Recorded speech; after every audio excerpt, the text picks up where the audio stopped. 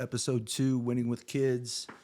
I'm your host, JR Shumate. Today we're going to underscore the nature of basketball becoming such an international sport. I know back in the day when I used to watch Jordan play, I was in my late teens, early 20s. You see a guy named Tony Kukoc come over here to play basketball. It just wasn't something that you saw real often.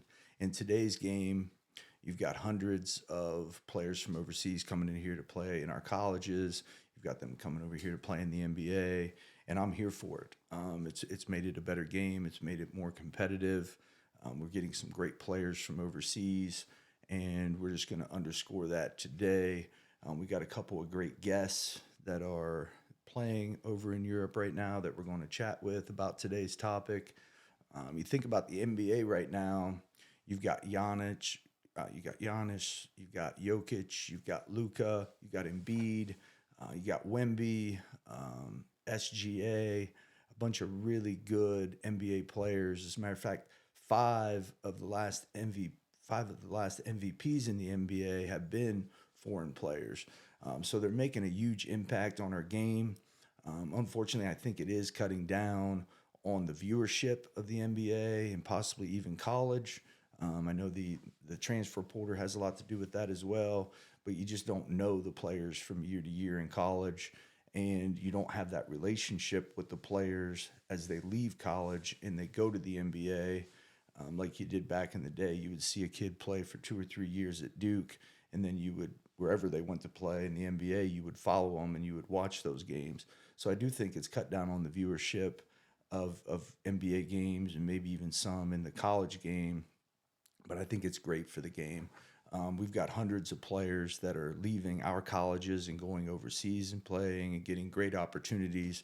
And again, we're going to have two guys on the show today that are benefiting from those opportunities overseas to continue to play basketball and to work on their skills and improve. The main topic for today is just managing.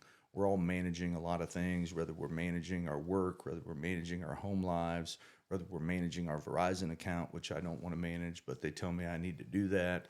We're managing a lot.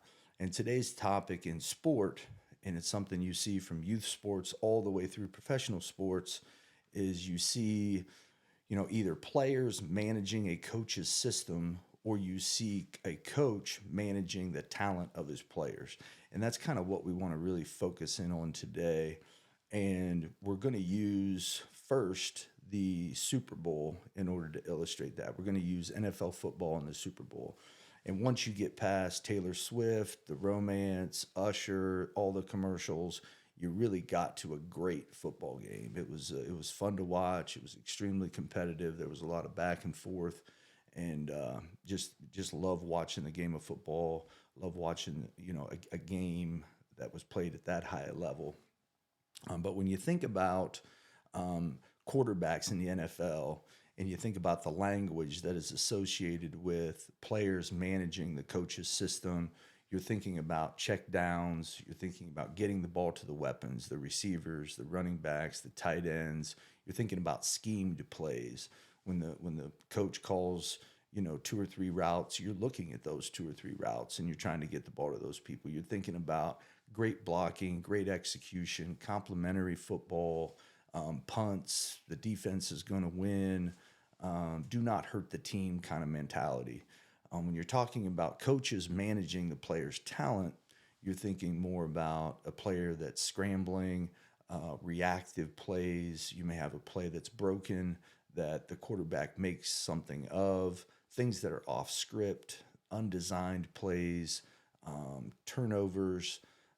You're going to kind of live with them. The quarterback's going to make some mistakes. They're going to force some things.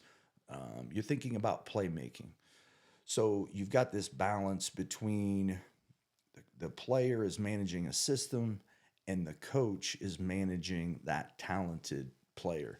And when you think in NFL terms, the two names that come to mind for me is Kirk Cousins, who plays for the Minnesota Vikings, and Brock Purdy. When you're thinking about a player that's managing a system, they're playing under great offensive coaches. They just want them to do what's asked of them and not get outside of themselves too much.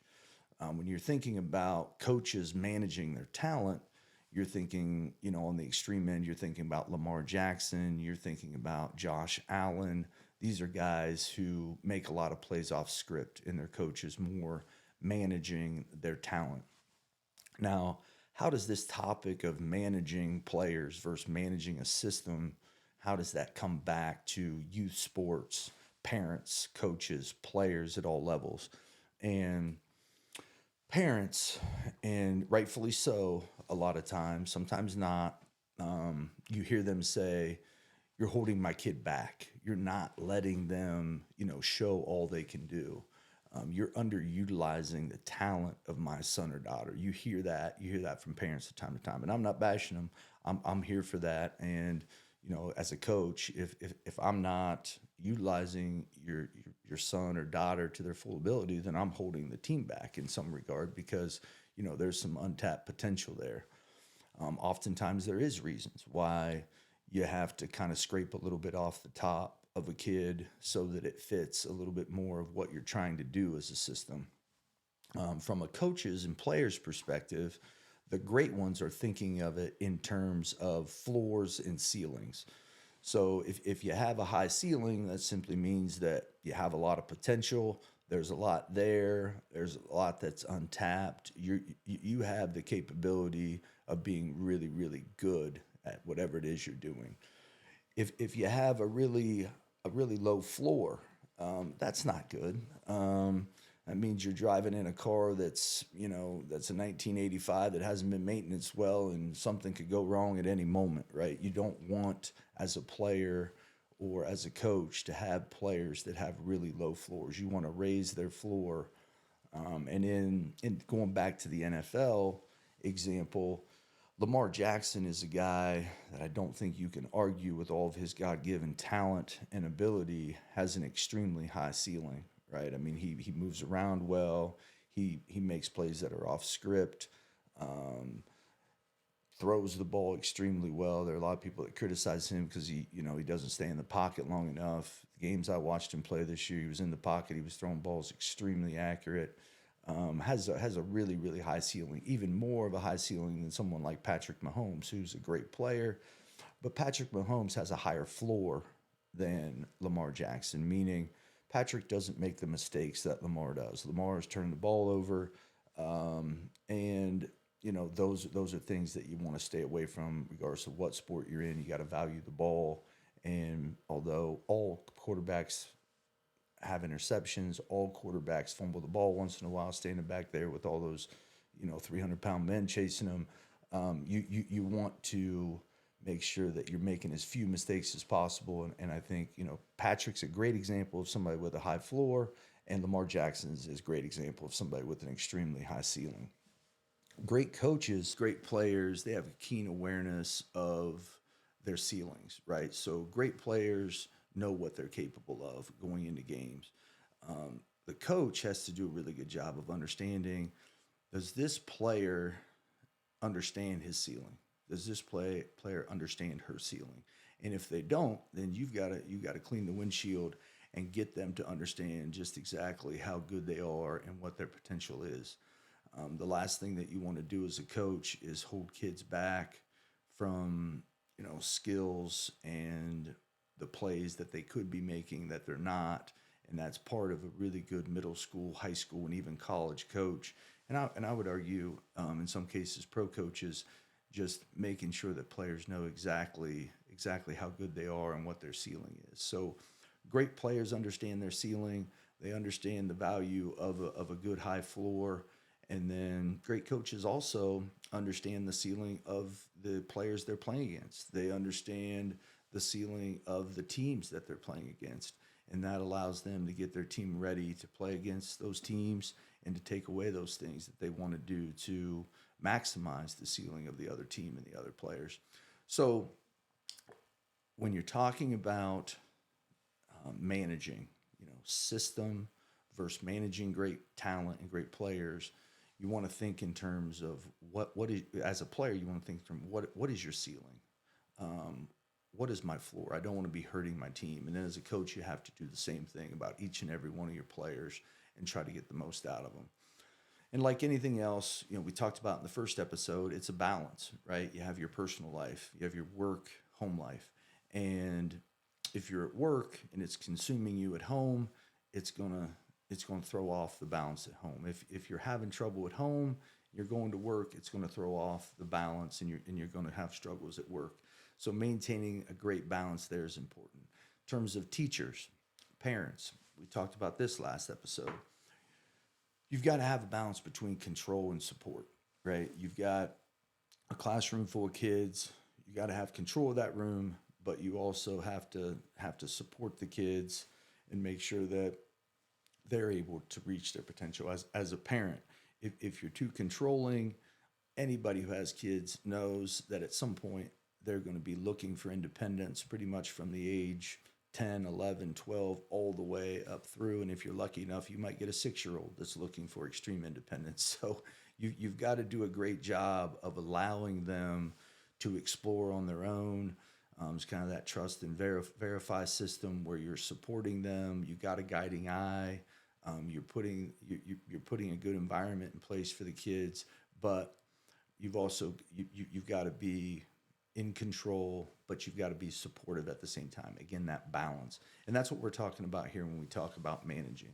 If you're a player playing within a system, you're definitely going to have to manage that system a little bit. You're going to have to be mindful of your teammates, the system, the coach, what they think. But it's equally as important that the coach is going to manage the talent of the players that he has and try to maximize that. In my experience as a coach, I always thought of two things. I was always thinking about relationships of my players, and I was always thinking about the process of winning, right? And when you put those two things in the context of managing talent, the things that come to my mind from over the years are this. I had two. A great example was I had two really good guards that were undersized. Okay, anywhere from 5'3" to 5'6" is what they were. They ended up going on scholarship and playing college basketball. Okay, but it was difficult for them to finish at the rim. First of all, they weren't great finishers at the rim, regardless of who was there.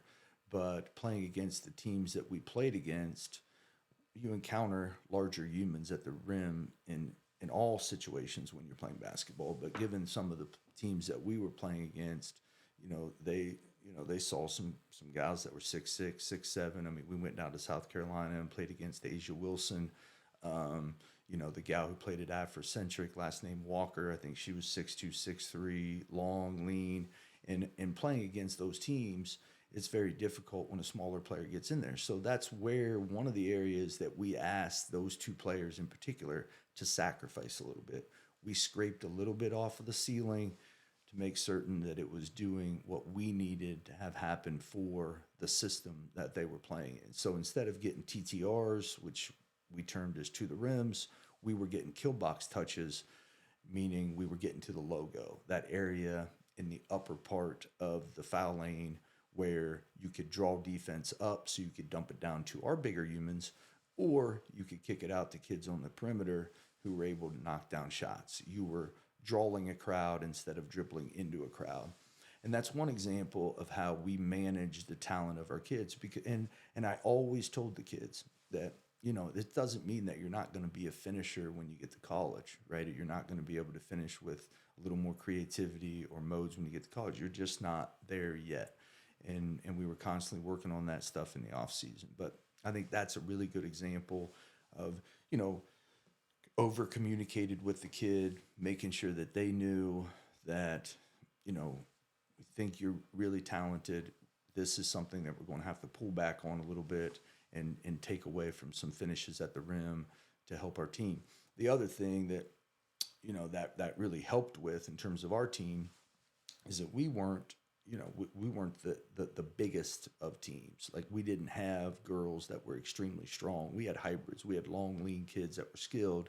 And when you take threes, you're more likely to get some long rebounds, right? If you're taking shots around the rim and miss them, I always told the kids we weren't getting those back. So there are multiple reasons why, coaches sometimes, have to pull back on kids a little bit.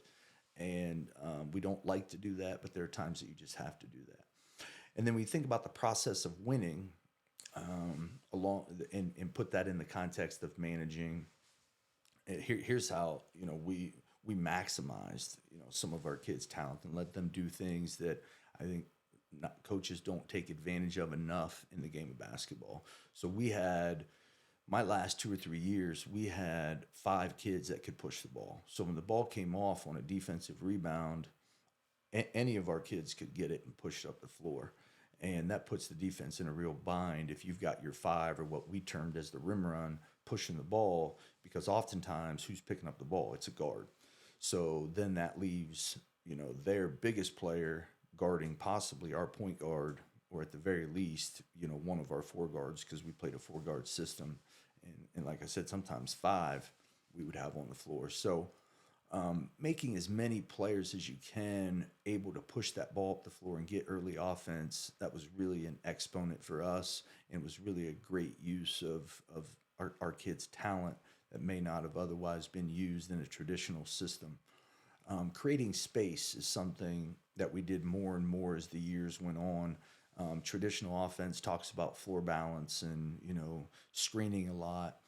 Um, I think more and more in the game of basketball, and rightfully so, you see coaches creating space for their best players, whether it's a mid post up, on one side of the floor, and we're pretty much clearing out and putting 4 guys on the other side of the floor, or if it's creating a driving lane where we have a double and triple gap for our best players for them to create. It does 2 things. It gives that player more space, but then it also makes the help come from further. So it makes the decisions easier when those people help off. It makes the passes easier, because you're getting the ball to your shooters with more space for them to either shoot or attack a closeout. So those are those are 3 examples of, okay, we maintained the relationship because we explained why we didn't want kids maybe using a talent that they felt like they had, and getting all the way to the rim with a smaller player, but we also contributed to the process of winning by maximizing the talent of some kids that may not have otherwise been able to do that in a system that wasn't mindful of the talent they had, even though they were a taller player, or a kid who could really work in some space one-on-one. I've heard really great coaches say that basketball is a one-on-one game played with 5 people, and I really believe that to a large degree offensively. I think coaches need to constantly be tweaking the system to utilize the ceiling of all their players. I mean, that's something that needs to be done.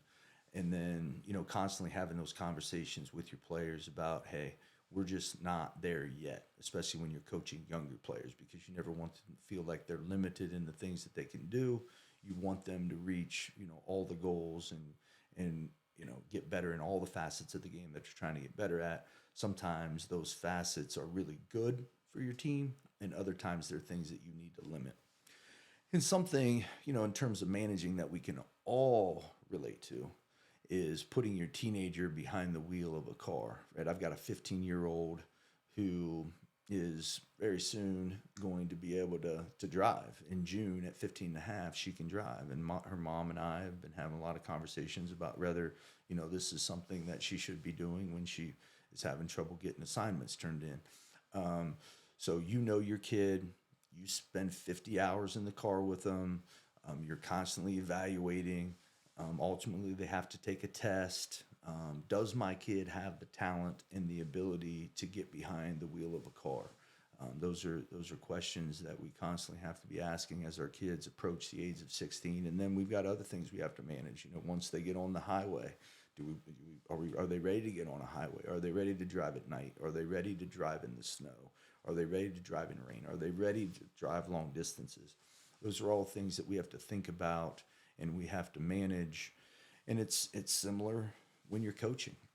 Is this kid ready to do this? Because as a coach, if you're asking a kid to do things they're not capable of, are you hurting the player or are you helping the player? And I've seen that just as much as I've seen coaches hold them back. You've got a kid who is obviously a post player.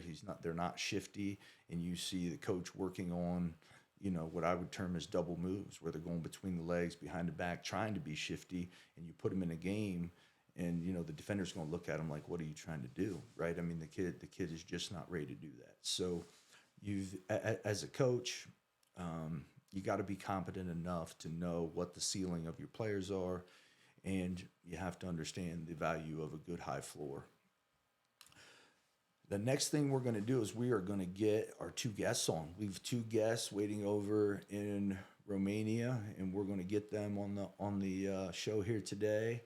And we are going to continue to have this conversation about, managing a system or a coach managing a great player. These guys have played at multiple colleges. They've got professional experience now, and I'm very interested in hearing what they have to say about our topic of the day. We are back with our two guests. I want to quickly introduce them. We've got Keyshawn Feasel. He grew up in Mississippi, Monticello, Mississippi, if I'm not mistaken. Played upward basketball when he was young. Went to Lawrence County High School. Played college basketball at Mississippi State, where he played for 3 years. Played at McNeese State for a year, and then used his grad transfer to go to Creighton and play for a year. He's been a pro for 3 years, played a year in Finland, and this is his second year in Romania. Has a degree in business. And then, and then our other guest is JT Shumate, which happens to be my son. He played youth basketball, some at Tri Valley and some at Newark. Played Coba basketball in Columbus. Played club basketball and played high school basketball at Newark High School. Played 2 years at Walsh University and then played 3 years at Toledo. Played this past summer with the Toronto Raptors in the NBA Summer League and is now in Romania with Key playing professional basketball. Has a degree in middle childhood education.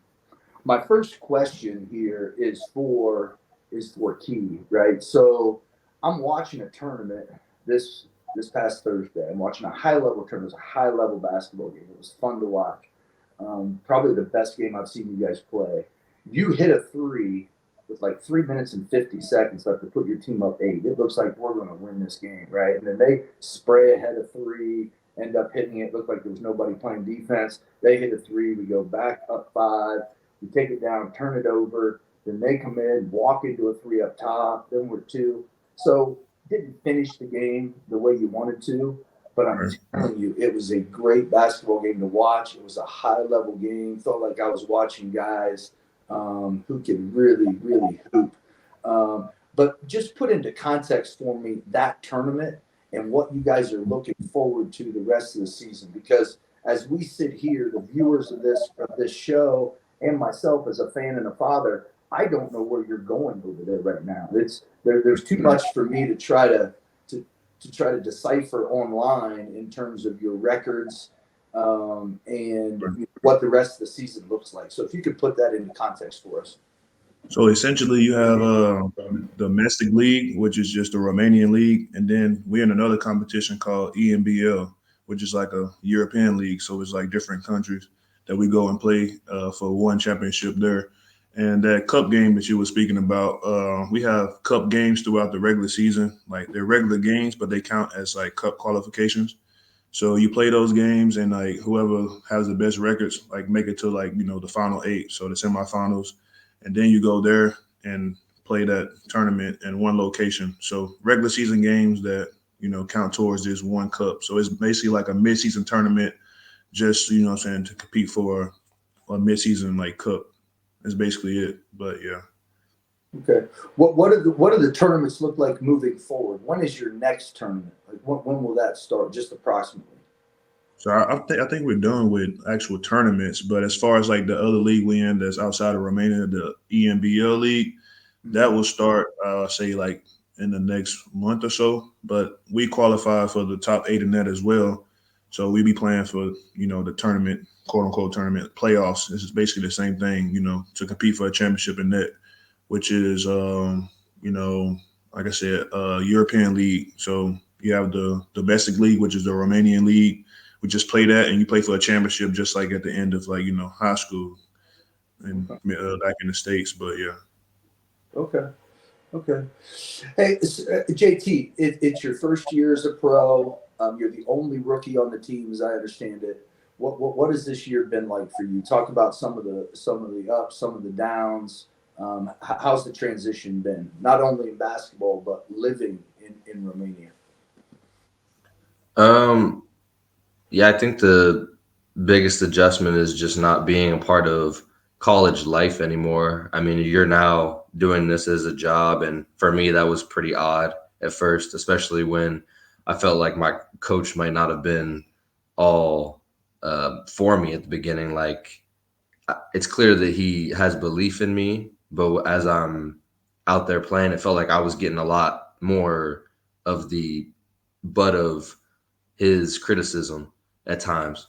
And I also felt like that about Key, him being a second year player. This is his second year pro, or and any of the younger guys on the team. Like, it was just like if someone has more experience, maybe they're just need less criticism, which I didn't understand at first because that's not really how it is in college. Mhm. But overall, I'd say that I feel like now I'm adjusting well, and the area isn't too bad either. I think that our team looks good, and I like being here. Yeah, no, and we're going to talk about that a little bit later in the show. Just the differences between the basketball culture, at least in our country, the difference between the basketball culture in our country and the football culture. I mean, if you listen to a telecast of NFL football, you will hear the broadcasters criticize a really good quarterback, or you will hear them criticize a really good receiver. In the NBA, I mean, you'll have a hard time ever finding a broadcaster who's going to criticize LeBron James on air. I mean, they just don't do it, right? And I think it's the same way with coaches. There are very few coaches in the NBA. You know, the players are making more than them, so they're not going to coach them the way you guys are getting coached over there. You know, there's just a difference in the culture, and we'll touch on that as we go along. The first thing that I want to ask you guys about is the main topic of the show today. And it's just about managing. We're all managing a bunch of stuff, whether it's our personal life, our work life, our phone bills, whatever it is that we're managing a lot. And it's no different for coaches and players. So, you know, if you just take the Chiefs, were you guys able to watch the Super Bowl this year over there? We watched it. Okay, yeah. So you guys are keeping up a little bit on what's going on over here, but I use the NFL as an example. You've got Andy Reid and Patrick Mahomes, who are obviously the quarterback coach combination for the Chiefs. And if you would have watched their team play 3 years ago, 2 years ago with Tyreek Hill, it was a whole lot different. I mean, they were knocking the top off of defenses, throwing the ball deep, throwing it deep down the middle. Where this year, if you watched all the games, you wouldn't have saw Patrick Mahomes hit a deep ball more than maybe two or three times. So Right. they're always managing the system as opposed to managing who their best players are, right? So if you're a player, you have to manage the coach's system to some extent. You do, and if you're a coach, you have to manage your talent of your players. You just do. And what I want you to talk about, and Key, I want you to go first. You played for McDermott at Creighton, who is considered a great coach. You have played against Power Five kids at Mississippi State. You played obviously with Power Five kids. You played 3 years professionally now.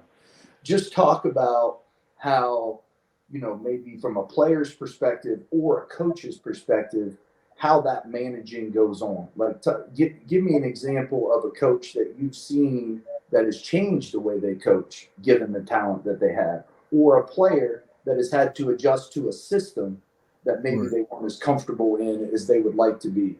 But just talk about that balance between a coach managing talent and a player managing a system.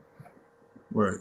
I mean, coach managing like us, like I've seen a lot really. Like and starting off in Mississippi State, like when I was there, like I didn't know a lot. So I had to like learn a bunch of different things. So like that was just like, what I'm saying, learning the basics of like what a backdoor cut really meant, what I'm saying, to a certain play and stuff.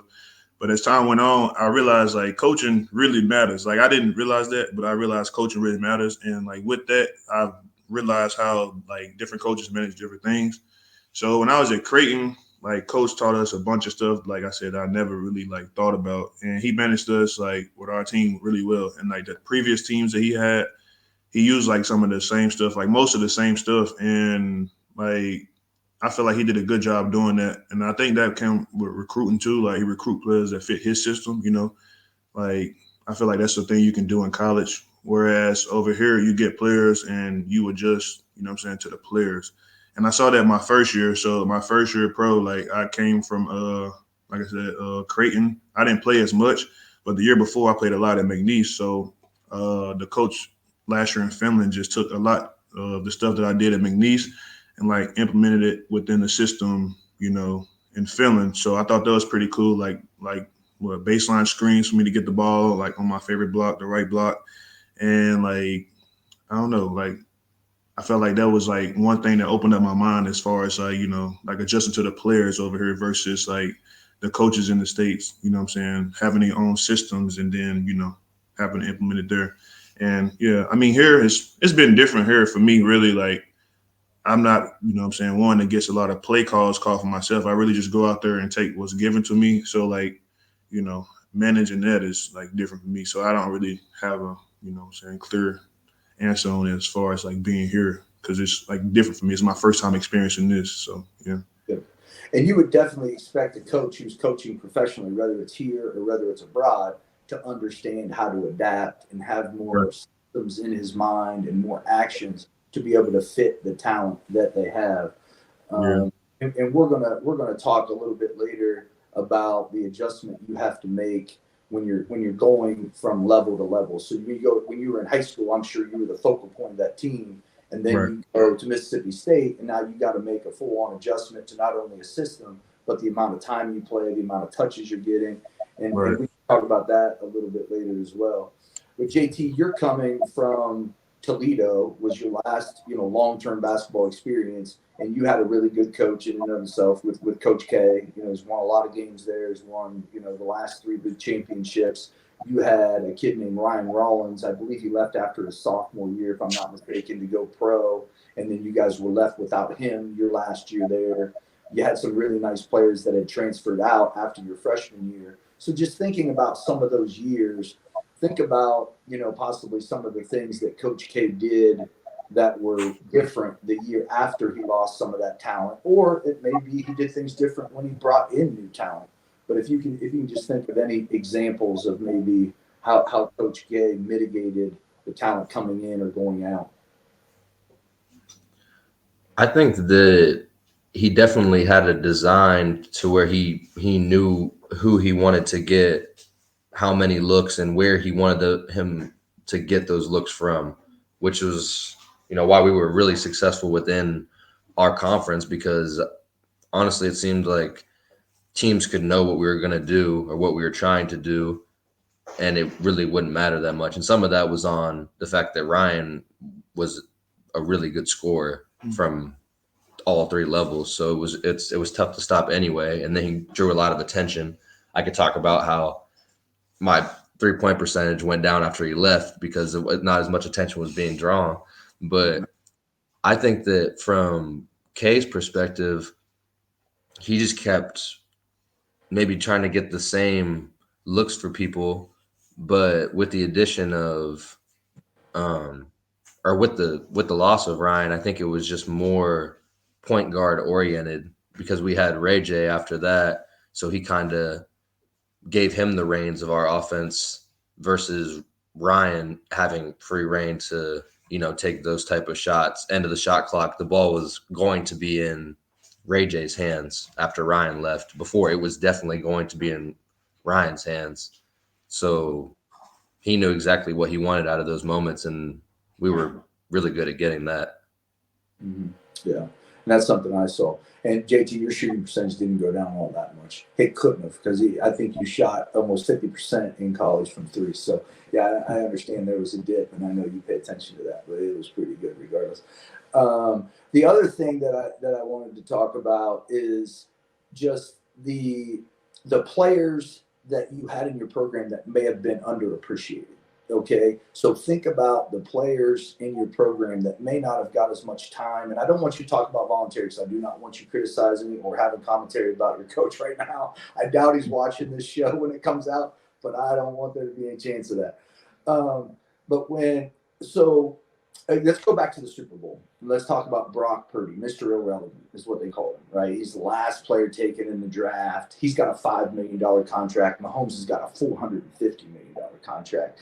It's well documented that Shanahan had told the GM that he was the best quarterback in the building 3 years ago or 2 years ago when they had him. Like they said, Jimmy G's not as good as him. Trey Lance isn't as good as him. And it worked out that way. They got rid of Jimmy G and they got rid of Lance and they bring Mr. Irrelevant up to be quarterback. Well, what happened in the time that he got there? Was he just not ready? Or they were just paying that other guy so much. They're like, I got to play this dude. I mean, we just paid him all this money. Or I just drafted him first. I can't look stupid as a GM. I got to play this dude.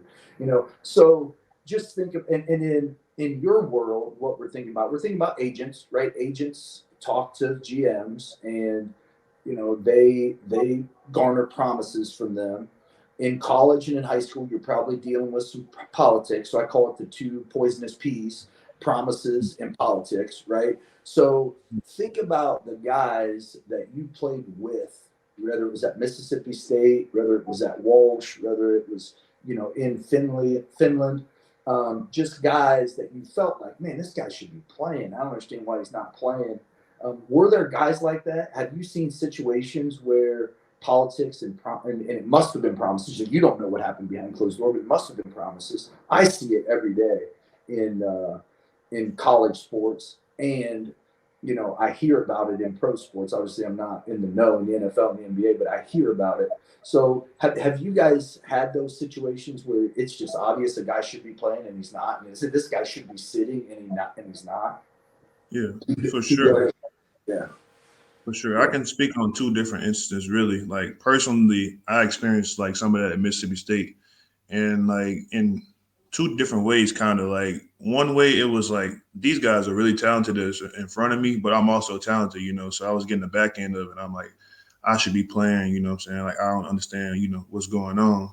And then the other way is just like, I'm looking at it like, why ain't I playing? I know these guys talented, but I'm like talented too. Like, I feel like I should be on the court, and I could never figure that out. Like, that was like really hard for me.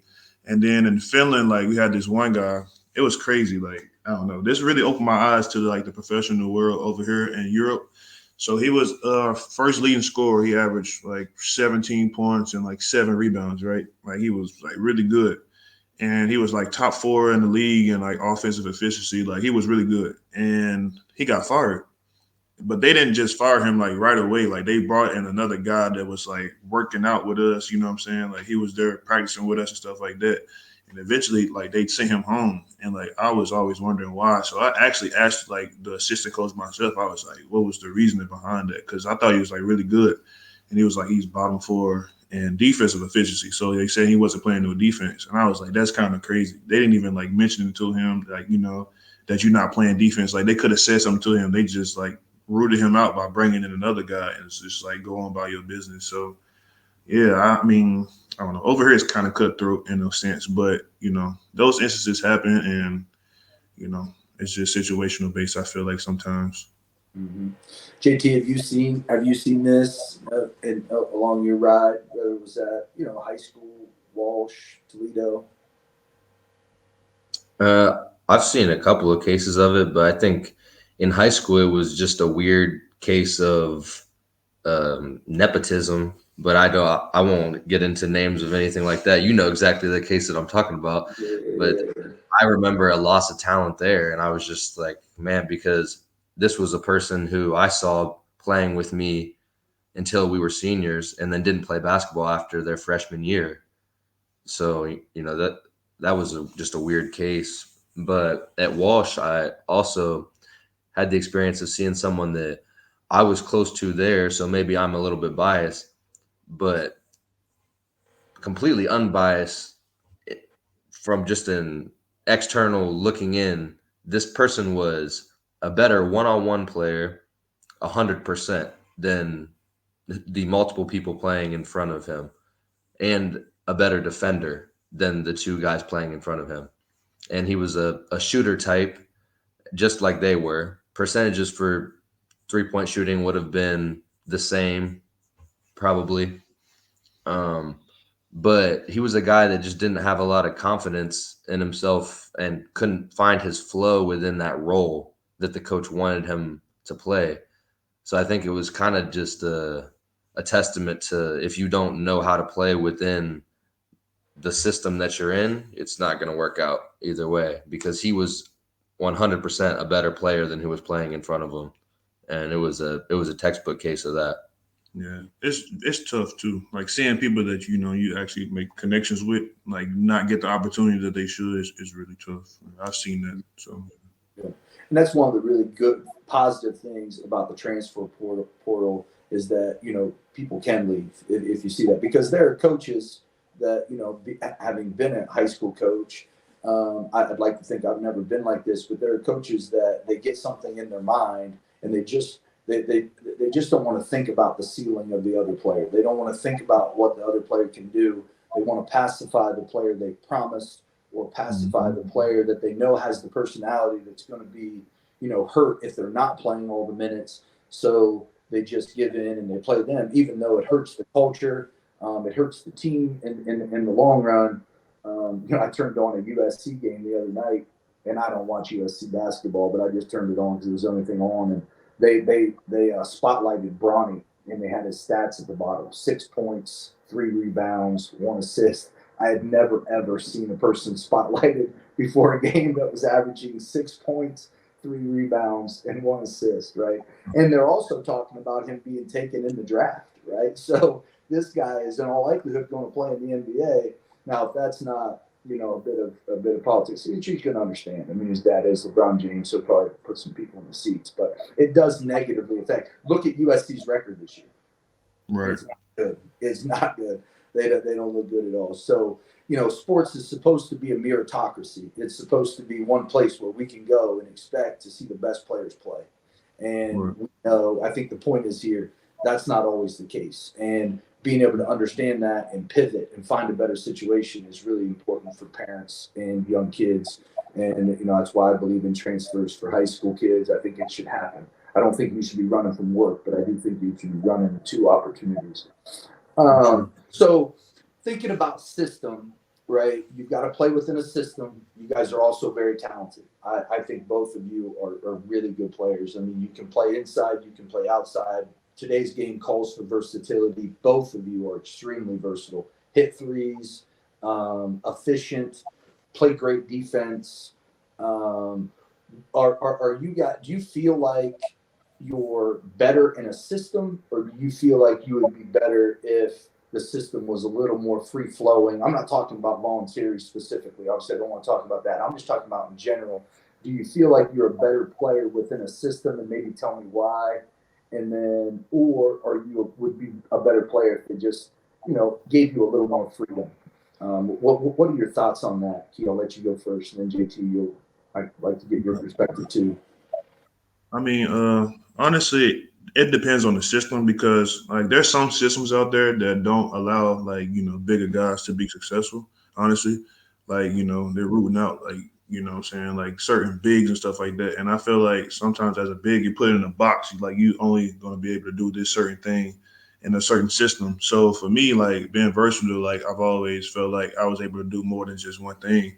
So if I was put in a system to where I was stuck in that box, then I don't like it.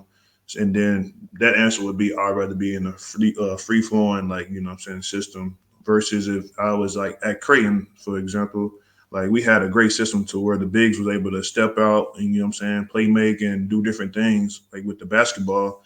So like I'd rather have that system than to have the free flowing, what I'm saying, system. So it's just like situational based, I feel like, but yeah. Mm-hmm. Yep. Yeah, and I talked about earlier, you guys haven't heard this, obviously, you weren't listening to the show earlier, but I talked about the importance and the exponent when I was coaching in creating multiple pushers. And I still do some coaching in the spring and the summer. I don't coach high school basketball anymore. But I try to make as many kids as possible pushers. If I can trust their decision making, it is a real exponent for a team to have someone like you or JT to be able to get the ball off the rim and just push it. And if you look at the few times this year or the few times JT did it in college, it really put teams at a disadvantage because guards had to pick him up. And then that leaves whoever the big was that was trying to guard JT on one of their guards who was even quicker than JT was. And it really put him at a disadvantage. So getting early offense and having guys like you two that can get it off the rim and push it is a real advantage. It's just I think it's underutilized. I think it's underused. Coaches want more control than that. And it is something that holds players back. JT, what are your thoughts on playing, within a system? How has that evolved? And Key, I can come back to you too, to talk about the evolution of your game. And do you feel like, that has changed over the years, the system that you would like to fit into, or the system that you feel best in, or a free flowing system where you don't have as many things that you have to do, where you're playing more free? What are your thoughts on that, JT? Where do you fit best? Well, I think that all the way up through, my view wouldn't have changed too much about the fact that it needs to be a balance between the two. Because if I'm in a setting like an AAU setting or almost like a Portsmouth setting where the guards are just having the ball the whole time and possessing it without a system, it's just as bad as being put into a system where only guards have the ball, because it's the same exact setup. So I think that's kind of a problem that forwards and bigger people in general have to deal with, because bigger players are just not expected to have the ball in their hands or be as good with decision making for whatever reason. I think a lot of coaches are boxed in their way of thinking with that versus thinking about individual players and what they could do with the ball. I think that my view has changed about what I want in a system as I've moved into this pro level, because I think it's pretty great to be in a system where I have someone bigger than me on the court all the time. I know that for a fact, because in college, that was something that was not good. I did not like being the biggest person on the court for our team, and for the majority of times. So, I think that's the biggest thing that's changed in my head that I definitely know I want in the system. Yeah. To answer the second part of your question, like growing up, like I was always just bigger than everybody, so it was just like on the block, you know what I'm saying? Jump hook this, jump hook that. But like my dad was a point guard, so like once I lived with him, like I moved from my mom and I lived with my dad, like he taught me like how to actually shoot. And that's when I realized like I was more versatile than just like the normal big. And like I knew that early on, but like people still put me in that box, you know what I'm saying? So like I got to high school and I had a coach who was just like, I'm on the block. So then I got to college, and that's when I was expecting. But like when I got to college, it opened my eyes. I saw guys my size doing a whole bunch of different things. So I'm like, dang, like eventually I want to be able to do that. But like early on in college, I just wanted to like master, like, you know what I'm saying, my position and like what I was like good at the time, which was jump hooks and like dunking the ball. So like then I just wanted to be in a system to where like, all right, throw me a lob or just throw me the ball on the block. But as time went on and I'm seeing like guys my size like shooting threes and doing crossovers, I'm like, all right, like, okay, I want to evolve to that. So as time went on, I wanted to like, be in different systems and different positions and stuff like that. So that's how that progressed in my head, my experience. Yeah. Okay. My next question is just about the differences between you guys have played a lot of basketball in the U.S. JT, you've played a smaller number of games in Europe. And I don't want you to necessarily think about the games that you've played, but I want you to think about the AAU culture over there, how it translates. So I saw you guys had like a U15 team that was playing in some tournament. I saw it online, right? You guys have seen some of the younger teams maybe play, or you've been out to visit some schools. Just talk about the difference between the culture over there of youth sports and the culture here, because I would know nothing about it at all. The people who are going to watch this show know nothing about it at all. How is it different over there for the kids coming up through? Not necessarily you playing basketball, although there would be some differences, but what are the differences for the kids that you've been able to see come up through the youth program over there, And I don't think they have high school sports. I think the sports are not associated with the schools at all, right? It's all club. So just talk about those differences a little bit. I'll let you start. Outside of actually like playing on the court, like one of the things I noticed is just like structure and like, what I'm saying, like kids having more of a routine. Like I feel like when we were younger in the state, we just put our shoes on and just run to the court. Like these guys, like, like they take it like more of a professional approach. So like that's one of the biggest things that I noticed culturally wise that was like a lot different. And a little bit like on the basketball side of it, it's like way more systematic. Like the AAU, just like a bunch of chicken with the head cut off, just yum zoom zoom. But here it's just like I know, for example, like our team, our voluntary team, like the younger squads, the 15 youth, 16 youth, we implement like some of the same plays and like style of play. So it's just not as chaotic as AAU back in the States. So that's Mm-hmm. some of the things that I noticed for sure. Mm-hmm. JT, what have you seen? I mean, our team, like he said, they I've seen them run the same plays as us. I think when we went and visited those schools, um, it seems like there might be less excitement Right. around basketball in For general. sure. It's not really just like he said, it's not really just a thing that they're going out and playing pickup as much. Obviously, when you're overseas, soccer is the main sport. So I've seen way more pickup soccer games For sure. outside around this community For sure. than basketball. I see. I've actually seen zero pickup basketball games. I see For several sure. pickup soccer games every day. So For that's what sure. I've seen for sure. Yeah. Yeah. Just think about this real quick. You may not have a lot of insight into this, but this is something that I think that is prevalent right now in all the way through basketball. Okay, and think about it in these terms: an AAU coach goes and really tries to work hard to get this kid to play for his AAU program. He's recruiting a 12-year-old to play in his AAU program. He's paying for everything, right? Paying for his hotel room, paying for his uniform, paying his fee for AAU. And then that same kid gets recruited to a college where they want him there. They want him in. They're going to give him an NIL deal. They're going to pay him $100,000 to come to their school and play. And then think about the NFL culture where it's changing and evolving now that players when they come as freshmen they're getting NIL deals. They may be making money before they get there, but the AAU scene's not there. They're getting coached hard in high school. They're not playing AAU football, right? And then they get to the pros and they're still coached hard. I mentioned earlier they're getting criticized on national air where the NBA players aren't.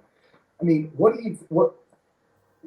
you think the consequences are for some of our kids? Do you think there's a reason why the last 5 NBA MVPs have been foreign players and not players from the U.S.? Do you think there's any connection there? Did you see it coming up, the entitlement instead of the accountability and the working? If you can talk about that at all, and I don't want you to talk about individual players, obviously. I just want to have you seen that, and do you think that the lack of work because we talked about your dad a little bit via text and you talked about how work was what it was and you knew you had to work harder because you saw how hard he worked and then you see that with other people and then you see this AAU culture and the NIL culture in basketball that really goes from the time you're 12 all the way through is that contributing to our players in the United States not fulfilling their potential because they're just not being coached hard enough? I mean, have you seen any of that?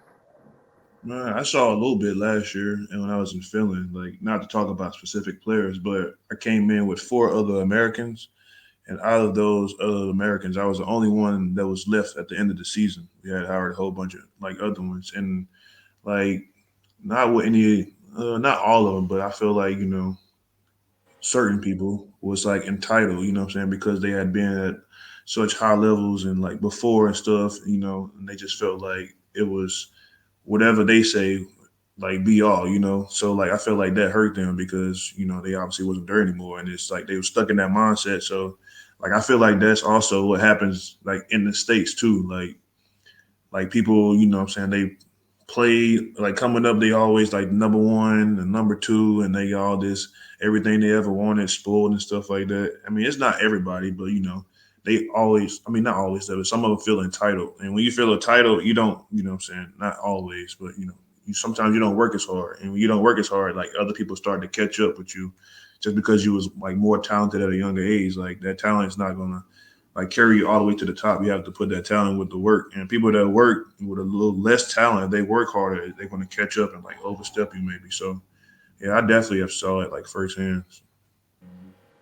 JT, how about you? Have you seen that? Is that something that you recognize as being out there? I'm not saying that it is pervasive. I'm just saying that maybe you've seen it. Yeah, I think that you put it well. I think that the sense of entitlement that comes along with talent sometimes, and the way it's glorified in the States early on with youth basketball or with NIL deals and stuff like that. Now it's maybe making people feel like they're professionals before Mm-hmm. they are.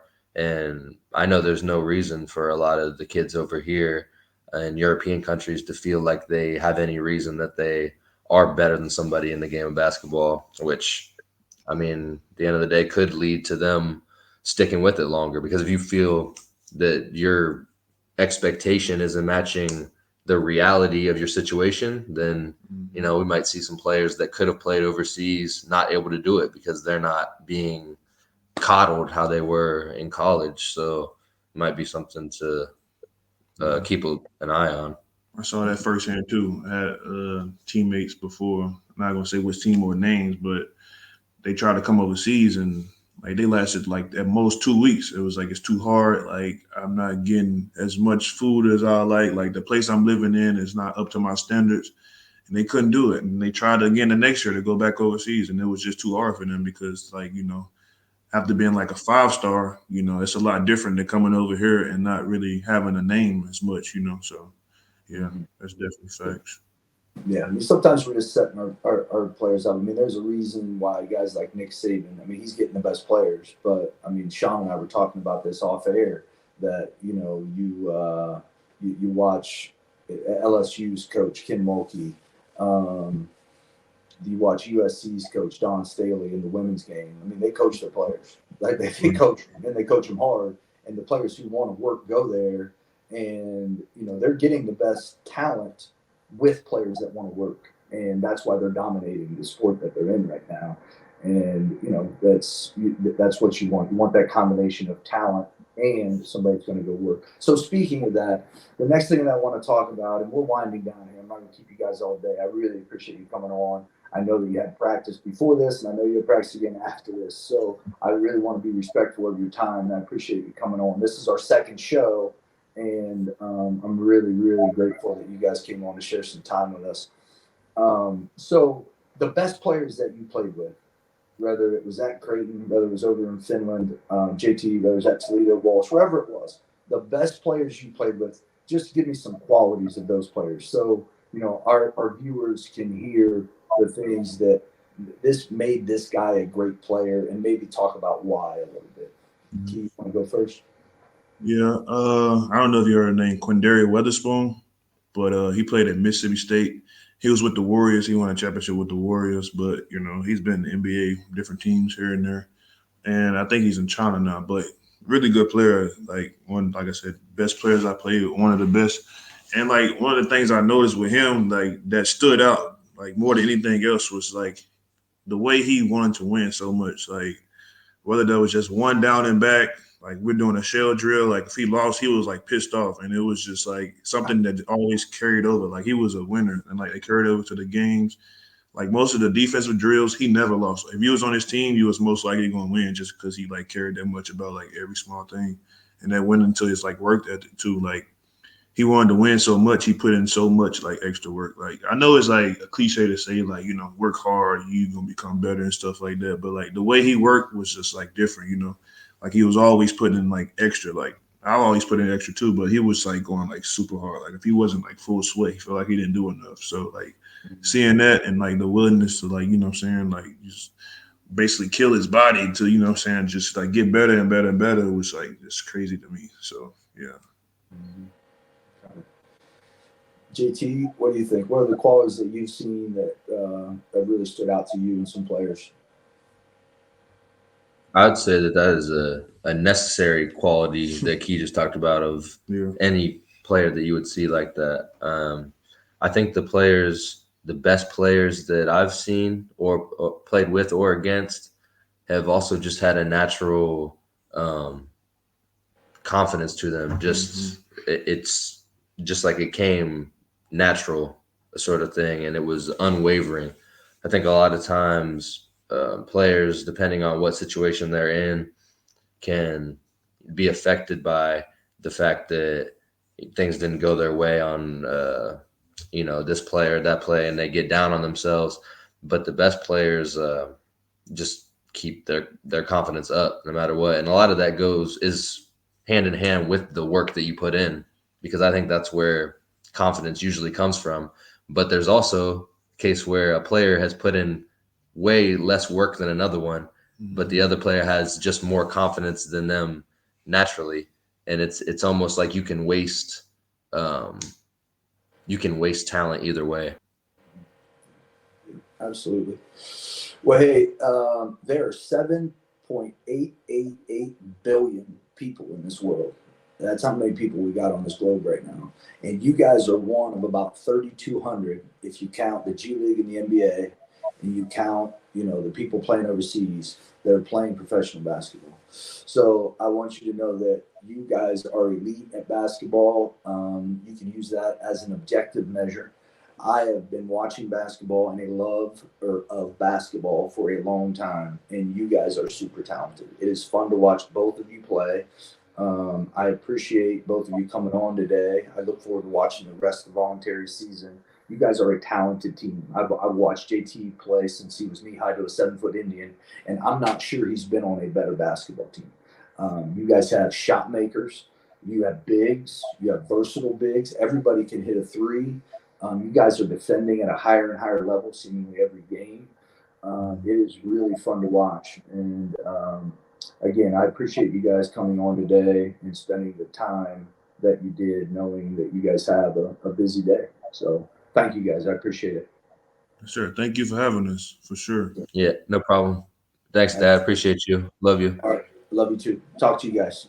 Bye-bye. All right.